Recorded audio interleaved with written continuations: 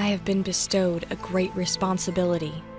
I serve a path to ensure the well-being of the Earth and humanity, to safeguard mankind so that they can thrive in abundance, now and in generations to come.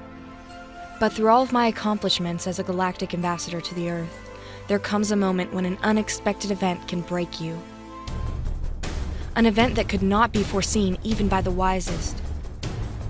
And if brought to fruition, it will undo the roots of all life as we know it, beginning with Earth. And this unthinkable chaos is beheld within the heart of my own family. While unconscious of his actions, he is the catalyst that can preserve humanity's future, or rid it from the face of existence. Through my older brother Cade comes the uprising of id.